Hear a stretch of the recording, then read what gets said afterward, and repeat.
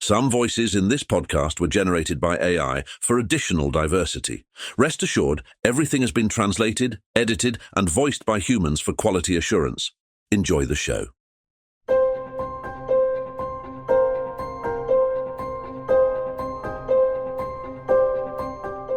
No one was sleeping in Chonhar at 3 a.m. on the 24th of February 2022.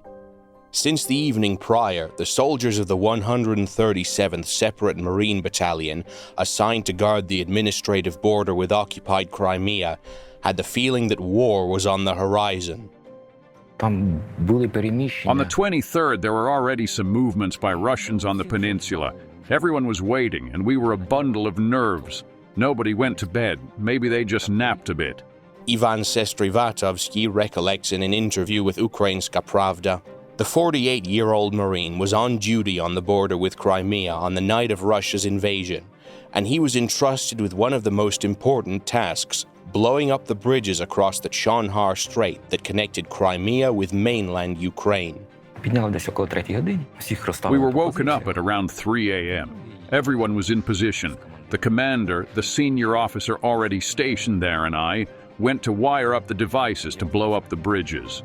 I stayed behind, and he was in charge of managing the personnel. Everything began with mortar shelling from Crimea. They struck our positions and those of the border guards. The order to blow the bridges was to be given to me directly by the commander, and he, in turn, was to receive an order from the senior leadership. The sappers developed a special plan. There were envelopes that would be opened if necessary, and those envelopes contained instructions for connecting the explosive devices. We ran the necessary wires, and I would be the one to trigger the detonator. There was no communication, as our radios didn't work.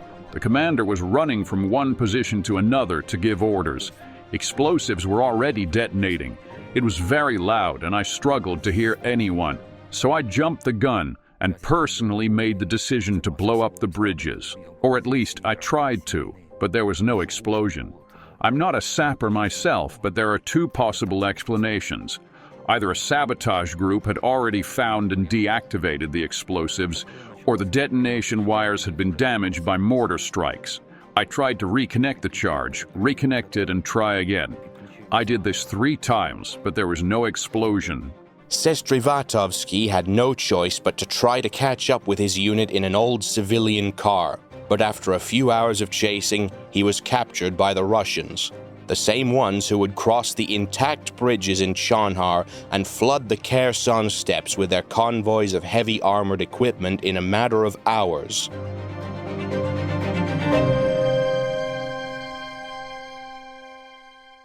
This is the 4th episode of Ukrainska Pravda's podcast 2402, The Invasion Reconstructed, in which we try to recreate the military events of the first day of Russia's full-scale invasion, how the fronts emerged and moved, who heroically stopped the Russians' advance and how they did so, and how Ukrainian cities and the country as a whole recovered from the initial shock and prepared for defensive operations.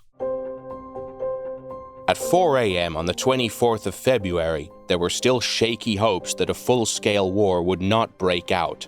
In an interview with Ukrainska Pravda, Major General Andriy Sokolov, who has been the commander of the southern group of forces since October 2021 and covered the Crimean front, recalls the moment that last glimmer of hope was dashed at his headquarters that morning.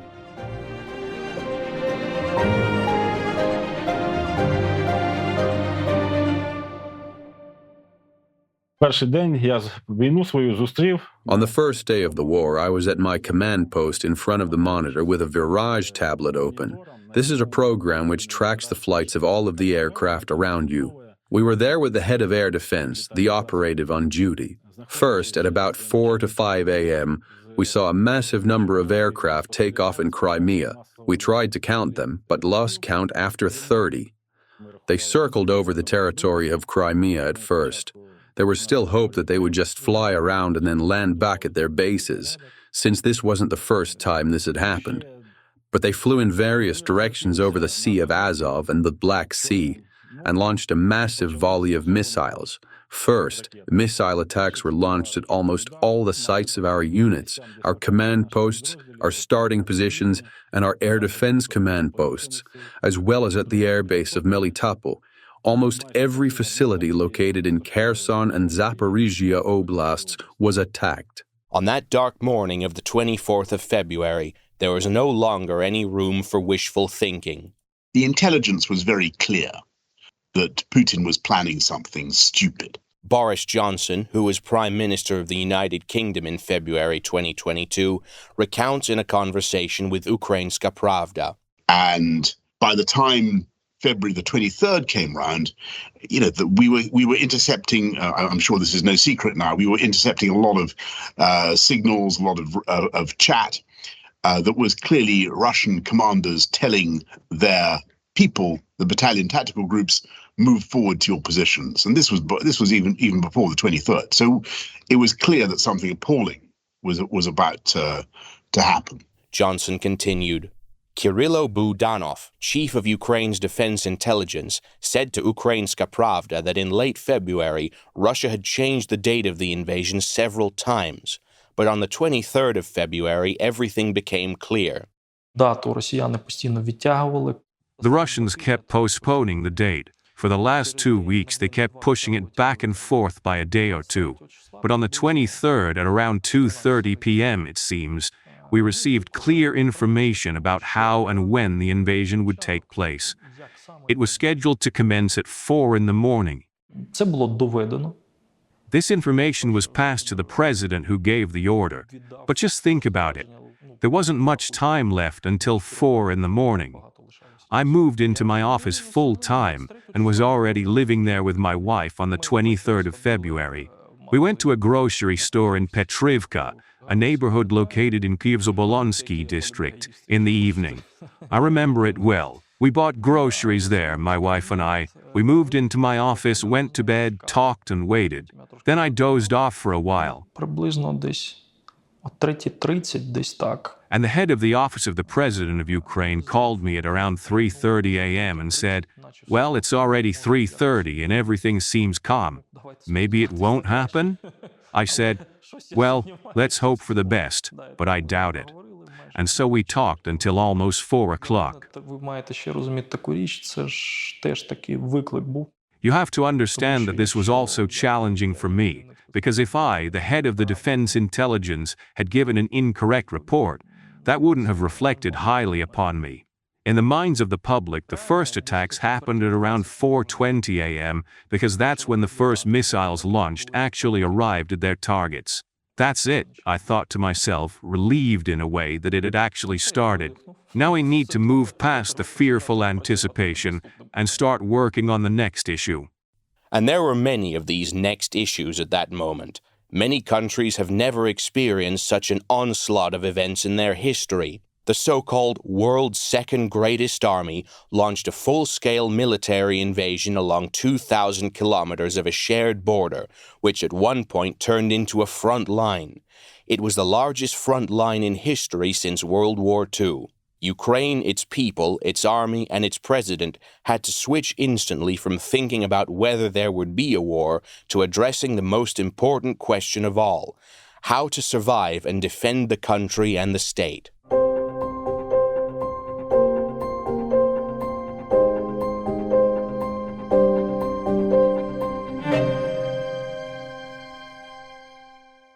On the morning of the 24th, I woke up. I mean, it was about 4 o'clock in the morning, maybe a bit earlier. I got a message from the national security advisor, one of my senior officials, and I was on a call with him and a couple of other senior guys, and who'd been with me to see Volodymyr Zelensky in Kyiv quite recently before then, and they said, Putin's invaded, and it's happening. And I apparently said something terrible in English, which I won't repeat on your sacred channel, but I allowed a profanity to pass my lips, as we say. Boris Johnson remembers. He was one of the first to speak to Volodymyr Zelensky that morning and remembers exactly what Ukraine's partners were afraid of. And then I talked to the president, Zelensky, a little bit later. And it was just he said they're invading on all sides, and he described what was happening in the east, in the north. And you've got to remember that at this stage, people really thought that Ukraine would not last very long. The expectation that Ukraine had no chance of surviving Russia's invasion was not just an assumption by someone in the intelligence community. In February 2022, it was an unspoken conclusion drawn by Ukraine's friends in the West and its enemies in Moscow alike. Awareness of this assumption can explain a lot. It explains why Ukraine's partners limited their assistance to a rather symbolic level during the tensions before the invasion, and why Putin gave the operation the go-ahead, even though he really lacked the forces to take over such a huge country. But the Russian president didn't care. His main goal was not to capture or destroy Ukraine. In his sick imagination, this was just a means to an end. The main goal was different. A stunning blitzkrieg through Ukraine, with Russian troops reaching the borders of Moldova, Romania, Hungary, Slovakia, and Poland that would instantly upend the geopolitical status quo in Europe. Putin's victorious army was meant to pave the way for its leader to rise to the heights of world domination, where he would once again, like Stalin, dictate his agenda to the entirety of the old world at least.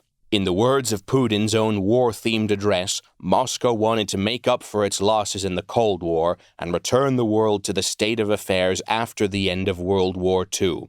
The Soviet Union weakened in the late 1980s and then collapsed. We just lost confidence in ourselves for a while, and that was it. The balance of power in the world was disrupted. After the collapse of the USSR, the realignment of the world began, and the established norms of international law, the key basic ones adopted in the aftermath of World War II and largely consolidating its outcome, began to get in the way of the self-proclaimed winners of the Cold War. Putin himself was so convinced of his own plans that he didn't even seem to consider that the overthrow of the government in Kiev and the occupation of independent Ukraine would be a problem. On the contrary, he saw this almost as a fait accompli. That is why, in addition to talking about things like denazification, his address contains a few equally absurd appeals to the Ukrainian people, which can be summarized in 2 words: surrender and go home. I am also addressing the citizens of Ukraine. Our actions are self-defense against the threats posed to us and against an even greater disaster than what is happening today. However difficult it may be, I ask you to understand this and call for cooperation in order to turn this tragic page as soon as possible and move forward together.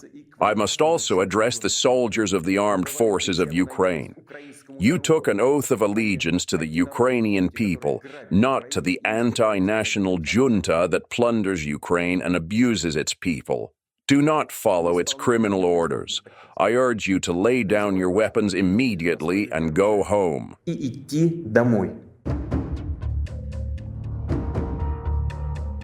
After all, what else would you expect an army to do in the face of an enemy invasion but march home?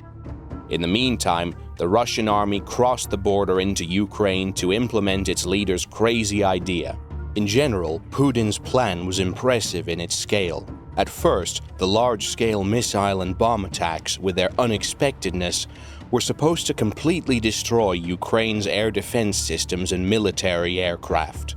Having initially gained complete air superiority, Russian forces moved to the next stage: massive airborne landings at airports around Kyiv, the establishment of an air bridge where heavy transport aircraft would bring in attack groups and their equipment, and the move to capture the Ukrainian capital. Meanwhile, 2 enormous groups of soldiers were to march to Kyiv through Chernobyl and Chernihiv to ensure the capital's encirclement and capture. In the south, the Crimean strike group was to march across the isthmuses and, after dividing into western and eastern groups, capture the entire coastline of Ukraine. The eastern group, in parallel with the landings of the Black Sea Fleet along the coast, would advance through Kherson, Mykolaiv, and Odessa to Transnistria. The western group would go through Chonhar to Mariupol.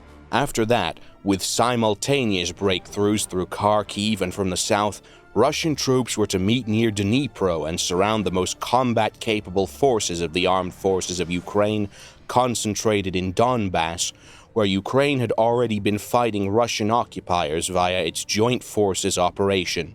This plan seemed too far-fetched even for Putin. Boris Johnson recalls his skepticism about the inevitability of Russia's triumph in Ukraine. And the military advice, so the military intelligence people, were telling both me and our friends in Washington, the Americans, that Ukraine would not have the ability to hold out very long. But I want you to know something. I didn't think they were right, okay? Because I didn't understand how they could be right. Because I had been to Ukraine, and I knew it was a huge country full of Ukrainians. And I knew that the Ukrainians would not want to be conquered by the Russians, because I talked to them. And I was skeptical. But obviously I'm not a general, I'm not a tactician, I'm not a military man. And my instinct was that they'd made a mistake. And so I was very, very desperate to make sure that we got you guys everything that you needed as fast as possible.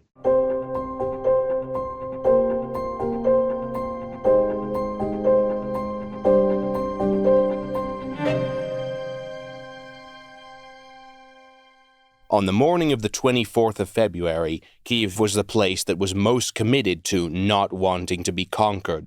It was quite obvious that no political goal was more important to Russia than the capital of Ukraine. It was Kyiv at which Putin's greatest focus was directed, not least because the euphemism special military operation was in fact accurate only for Kyiv.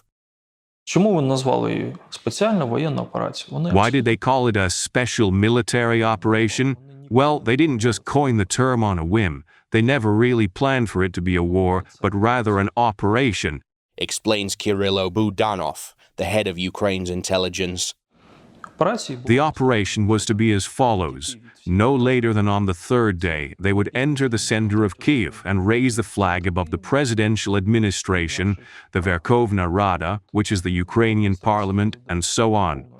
And no later than the 10th day after that third day, that is, on the 13th or at worst on the 14th day, stamp out all organized resistance, if there was any.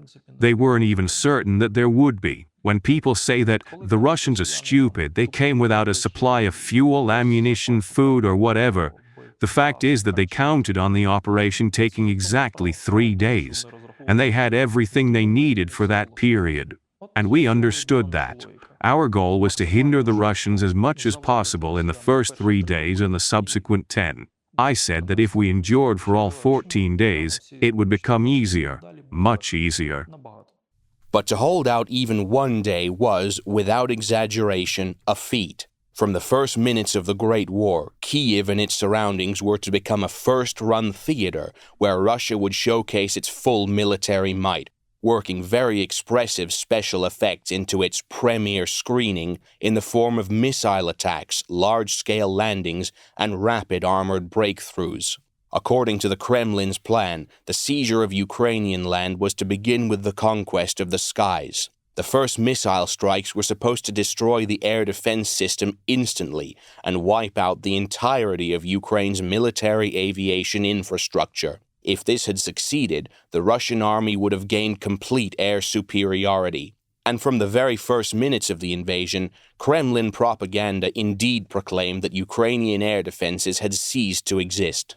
That was why, on the morning of the 24th, a group of Russian Mi-35 helicopters carrying elite troops of the Russian landing force calmly flew into the territory of Ukraine from Belarus and over the Dnipro River, with the aim of seizing the airfield in Hostomel. How surprised must they have been when Ukrainian defenders opened fire on them at the beginning of their journey, forcing one Mi-35 to switch to submarine mode and make an emergency landing in the water, and another to make an emergency landing near the forest. When Ukrainian combat aircraft appeared, the Russian paratroopers probably finally understood that not everything their Ministry of Defense tells them should be taken at face value. The Ukrainian command already knew that Hostomel was a bottleneck that could make or break the invasion plans. What destroyed them was that we had a copy of their plan, and so all hopes of surprise action were shattered on that first day when they couldn't land any planes, explains Budanov. Believe me, if they had landed the airlifted component that was in the air, the planes, they would have succeeded here. Their plans were destroyed by our knowledge that the heart, the key to their operation, lay in Hostomel. So the main thing was to disrupt the airborne operation, because we knew all their plans. On the 23rd, one of our special purpose groups, which had previously conducted reconnaissance in Hostomel, arrived here, the Defense Intelligence of Ukraine, and as soon as the first rockets were fired, they immediately advanced to the airfield. The task was clearly outlined for them: to delay Russia as much as possible, to make the landing of airborne units impossible, and they succeeded. They bought us time, enough time for the first unit of the regular Ukrainian army to arrive, deploy artillery, and have the airfield under direct control within their firing range. As you now all know, the task was accomplished. Not a single military transport plane ever landed. As various sources have said, about 20 Russian Ilyushin Il-76 transport aircraft with landing forces and equipment were already circling over the Russian town of Pskov. However, Putin's generals didn't dare to give the order to head for Ukrainian airspace. This was thanks to the fact that the 4th Brigade of the National Guard of Ukraine, which was based in Hostomel together with other defense forces, managed to first deter the Russian landing force from arriving at the airfield and then bombard the runway with their artillery. Later, Russian reinforcements would allow the armed forces of the Russian Federation to seize the airfield in Hostomel. But it was no longer usable as one, turning solely into a graveyard for Russian equipment and personnel. The only victory by the Russians would be the destruction of the unique Ukrainian aircraft, the Antonov Tu-25 Maria, which the pilots did not have time to move from the airfield hangar. Despite this, the defenders of Hostomel fulfilled their key mission. They prevented the Russians from quickly building up their strike forces for the attack on Kyiv, and gave the capital time to organize its defense. The Russians became victims of their own propaganda, says Taras Chmut, head of the Come Back Alive charitable foundation. They did everything by the book as far as their operation was concerned, capturing airfields, then landing troops and supplies from the air, organizing a build-up and so on. They didn't take into account the fact that we wouldn't just fall apart. They didn't expect total resistance. They didn't expect the first strike, the main strike, not to destroy all of our air defenses. If they had gained full control of the air, things would have been much worse. You could see how much worse it could have been in the first few days of fighting in Borodyanka, where Russian bombers flew in and where whole streets of high-rise buildings were turned into ruins. They did not destroy the air defense system. Yes, there were losses, some people and some equipment, but they were really small considering what could have happened. The air defense system started working from day one. They didn't expect our air defenses to be as good as they were. The equipment is Soviet-made and old, but still effective. Both the old Buk and S-300 anti-aircraft missile systems worked as intended, explains Chmut. It is simply impossible to overstate the importance of the fact that Hostomel didn't become one end of a Russian air bridge and that the Ukrainian air defense system survived. Russian forces, instead of quickly flying into Ukraine, were forced to charge towards Kyiv in long convoys through the thick Polesian forests, and to make matters worse, without the umbrella of air superiority. General Alexander Syrskyi, who at the time was responsible for the defense of Kyiv, recalls several curious military moments of the Russian advance caused by their haste. They thought that this issue would be resolved in 3 days, and then it would just be a matter of bringing in more troops to operate equipment. The convoys were 50, 70, or even 100 units long. They started up, were guided by a limited number of crews and calculations, and proceeded without air cover. We saw how our Bayraktar drones destroyed books. At first, we couldn't understand how a Bayraktar could get right up close to a convoy and take out a book, which could shoot them down from 20 kilometers away. It turned out that nobody had even prepared to take out threats on the move. In fact, nobody was even manning the systems. It was just commanders and mechanics tasked with transporting this equipment. That was their main mistake. The defense for which General Syrskyi was responsible was not, to put it mildly, fully ready on the morning of the 24th. On one hand, as Syrskyi said, the decision to create a Kyiv defense headquarters was made a week before the start of the invasion. We began to prepare. Time was limited. At that time, no one wanted to believe it. They wanted to believe that there wouldn't be an invasion after all. But the process was set in motion, and we began to prepare. We identified the elements of the plan, carried out preparatory measures, decided on the troops, and conducted reconnaissance. The day before the invasion, I gathered all the leaders of the security sector who had the strength and means and, according to the plan, were included in the defense of Kyiv. We gathered the leadership of the city and explained the purpose of this defense operation. The operation was organized, and all the heads of the sectors that had been created were introduced.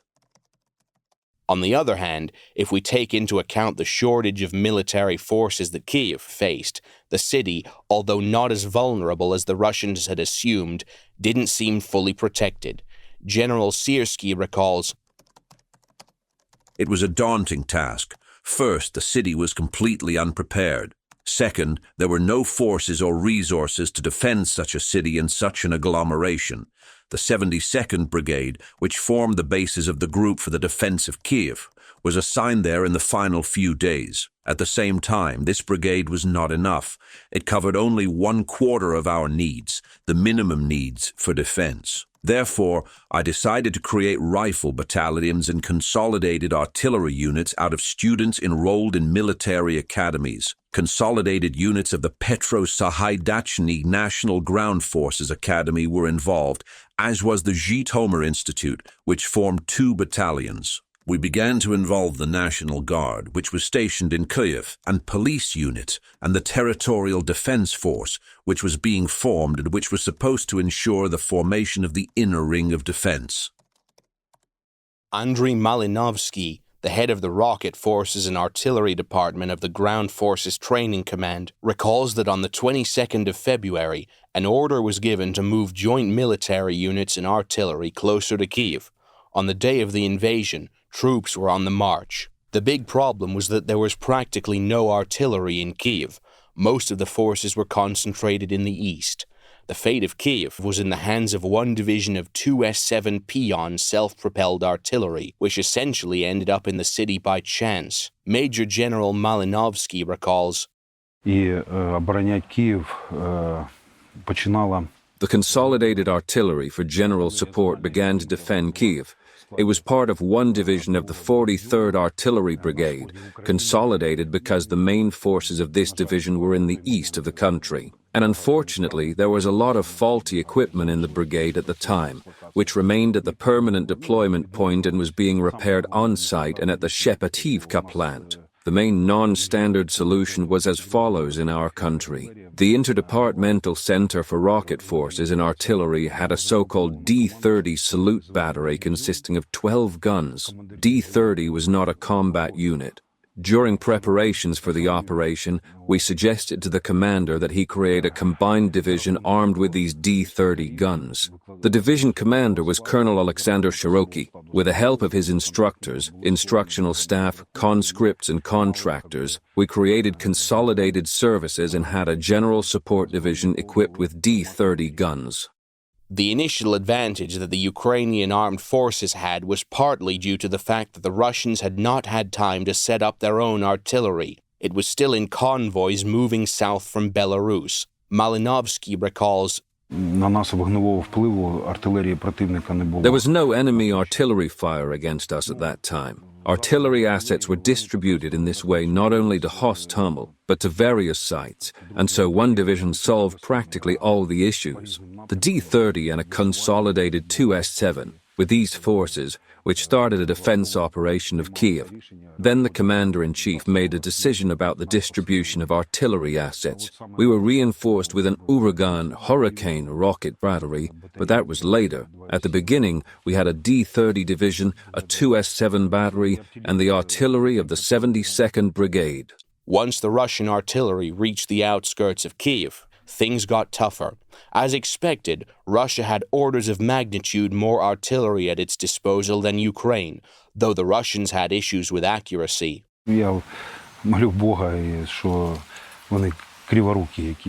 I'm grateful to God that their artillery forces didn't seem to be able to aim particularly well. It's not that they were slightly off, they were off by a lot. They had trouble determining our coordinates, where our artillery systems were, and where our forces were.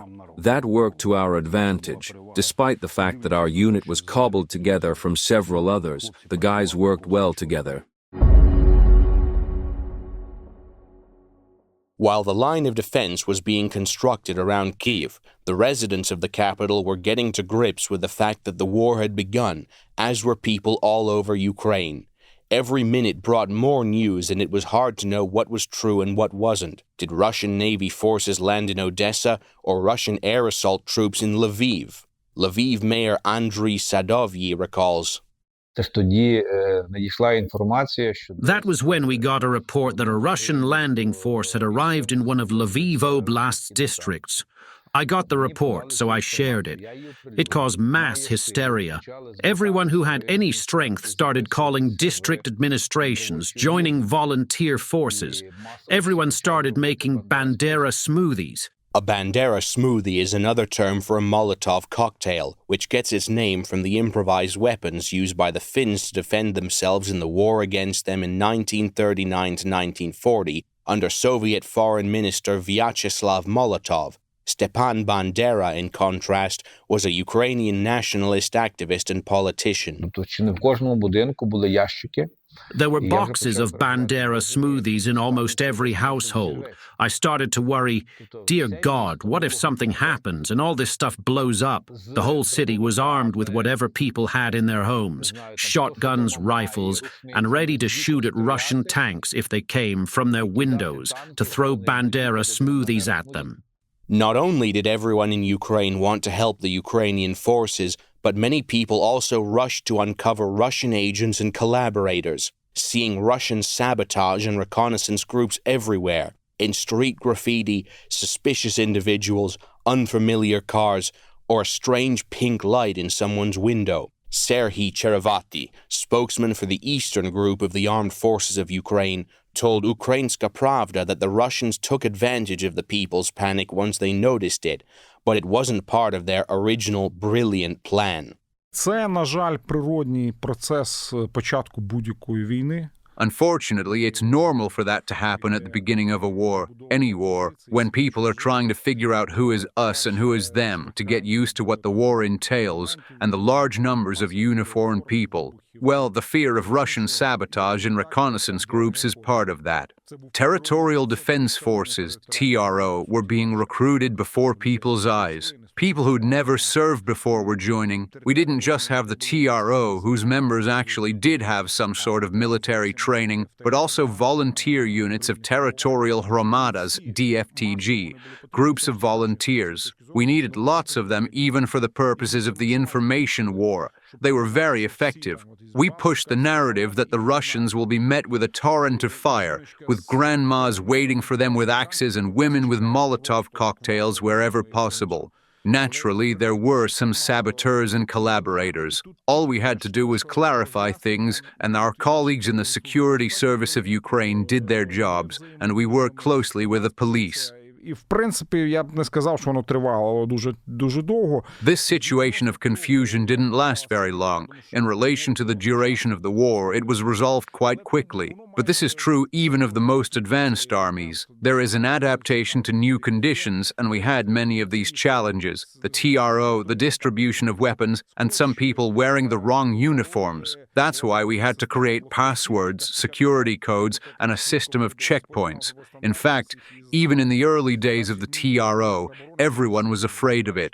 Taras Chmut recalls, Тоді переїхати з Франківська в Київ 2 дні.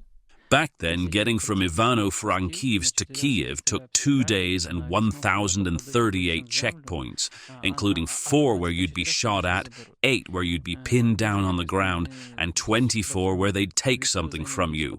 We developed a good relationship with the police patrols. They accompanied our cars when we went from Ivano-Frankivsk to other oblasts.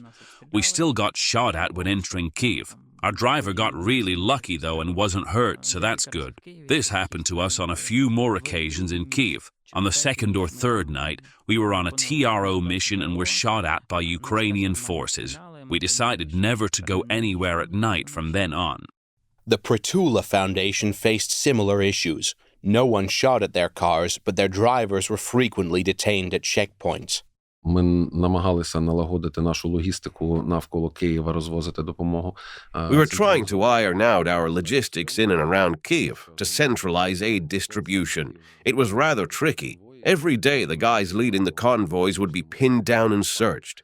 We had a funny incident when the guys from Ukraine's security service asked us to use our drones to help them gather some intelligence. Everyone's resources were stretched at the time, but we had experienced drone operators. They went to launch the drone and were met quite violently by a territorial volunteer unit. I was given the phone number for that group. I texted and called them. No response. I recorded a video. Dear call sign Lyutyi, the Ukrainian word for furious. I am sincerely grateful for your vigilance. You have to say you're grateful before asking for something. But please let them go. Something like that would happen dozens of times every single day. Sometimes incidents like that were rather less comical, with numerous shootings resulting from someone mistaking a friend for a foe. This happened in Kyiv's Zabolotsky district in late February 2022. Dmytro, an officer and a military psychologist, recalls. A truck carrying Ukrainian soldiers approached a checkpoint from Hostomel. The driver missed the narrow passage between concrete blocks and skidded a little. A TRO fighter opened fire without warning. One of the soldiers who was in the truck was killed. Another had his leg injured. I was a combat medic at the time and treated the injured soldier. Even back then I knew that it was unlikely that a truck full of orcs, a slang term for Russian soldiers, would just enter Kyiv and drive around. It was fear that made all those people who were holding weapons in their hands for the first time do things like that. Hysteria in the information space made them see saboteurs everywhere. During the first days of the full-scale invasion, communication failed even between units who were in the same area. Taras Chmut recalls, Тут же з'явилась проблема, що військових була трохи... Another issue that came up at the time was that coordination among the military was faltering. Sometimes we had to create group chats and messenger apps to introduce 2 battalion commanders who ended up in the same area.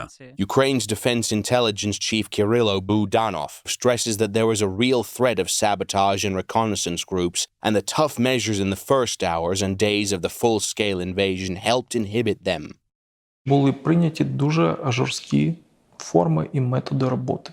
I know these were tough measures, but they worked. They curbed the activity of any sabotage groups. Yes, sometimes innocent people would get caught up in this, but they would eventually be able to go back to their lives. But these strict measures made it impossible for sabotage groups to operate. We knew the outlines of the plan. We knew the broad strokes, let's put it that way. The security service had some information at their disposal, and so did the National Police and the Ministry of Internal Affairs. They had a lot. Strict security was adopted from the first days, you might recall. Remember when, at countless checkpoints, patrols would inspect anyone that looked suspicious and so on? Whether they had the official right to do so or not, at the time this was justified and considered the right thing to do. Another aspect of Ukrainian resistance Putin couldn't foresee was the spirit of unity. The Russian dictator knew that his army would face the Ukrainian army, but instead it was met with a resistance of the entire Ukrainian people. The volunteer movement, which has been growing since 2014, is probably the best example of this grassroots resistance. There are no parallels to the transformation it underwent on the 24th of February 2022. Ukrainian volunteer Serhiy Pritula recalls, I was volunteering as an individual before the full-scale invasion. The foundation, which was registered in July 2020, operated as a non-military aid organization. I raised around 52 million hryvnias, approximately $1.4 million, over the 8 years before the full-scale invasion. In 8 years, I think I raised about the same amount as on the first day of the full-scale invasion, and my bank card was blocked. It wasn't the Ukrainian Privat Bank that blocked it, though it was also shocked by what happened. Their system wasn't prepared for individuals, even volunteers, to receive so much money in their accounts so rapidly. The card was blocked by Visa or MasterCard. And I was just overjoyed because people were donating and everyone was writing to me. It was madness. The payment did not go through. I use online banking on my phone, and it was just a constant stream of notifications of failed payments. So we quickly transitioned the fund from a humanitarian to a military one. What's the point of comparing? We've raised 52 million hryvnias over the past 8 years, and now 4.1 billion hryvnias, approximately $107.3 million over just this past year. Taras Chmut, a fellow volunteer, says in a somewhat ironic tone that this was the time when you could ask for and receive anything on Twitter. 24-го ми скупили плюс-мінус всі коптери в Києві. On the 24th of February, we bought pretty much every drone in Kyiv. We started buying everything we could get our hands on and bringing it to the office. We've had lots of people come in, talk to us about stuff, help with stuff. So you post on Twitter, we need $1 million, and you get $1 million. You say, I need a helicopter, and you get a helicopter. There were two types of people, those who had something or had ways of securing access to it, and those who needed those things, vast quantities of them. The morning of the 24th of February turned the offices of the Pritula Foundation into one enormous conveyor belt for volunteers. Зрозумійте, кожного дня до нас приходило, не знаю, 600, 800. You have to understand, we'd have 600 to 800, even up to 1,000 military personnel come to us every day. It was like a river that wouldn't dry up. People would come in, then they'd leave, and new people would come, vehicles would come and go, and everything we could get each day would be gone that very same day. It didn't matter what it was. Everything from sleeping bags to Kevlar helmets, from medicine kits to multi-packs of water. Everything would be gone. There were even some people working for the foundation who were part of what we used to call the "they're gonna fucking hit us" sect. They used to say, if I was a Russian military analyst in front of a screen watching hundreds and hundreds of military personnel coming to the same spot in Kyiv each day, and it's easy to figure that out, I'd hit that place with a missile. Часом було дуже несмішно, тому що At times, all of this wasn't much fun at all. Communication failures in the military resulted in conflicts with us. At one point, when a car full of armed men, dissatisfied with what they thought was the Foundation's failure to help their unit, showed up at our offices, it was just no longer funny. They were from a famous unit, a combat unit, a really heroic one. When 5 men with guns show up at your office, all in a very sour mood, you start to get a bit tense. But then we laid out before those guys, word for word, all the transfer and acceptance certificates for their unit. They scanned the surnames of people on the receiving end and verified that, yes, they were all from their unit. They apologized, we embraced, the guys went off to fight, and we sighed, Okay, no friendly fire today, I guess. Taras Chmut says that to avoid more situations like that, the Come Back Alive Foundation made a decision on the very first day of the full-scale invasion to stop operating as an open foundation. Ми прийняли 3 стратегічних рішення на той час. We made 3 strategic decisions at the time. First, we decided that we were not an open foundation, so don't come to us, we're not handing things out, we're not waiting for you. We will seek out those whom we should help, taking into account what's needed so as not to lose the war. For us, that was all about Chernihiv and Kyiv. Kyiv will stand so long as Chernihiv stands. As long as Kyiv stands, Ukraine keeps fighting. If Kyiv falls, the president wouldn't leave Kyiv. The commander-in-chief certainly wouldn't leave Kyiv. So if Kyiv fell, I think everything else would crumble. So we focused on the defense forces in the north in Chernihiv. Chernihiv was encircled. We had to break through enemy lines to get there. Each time we managed, we'd send as much as we could to the soldiers there.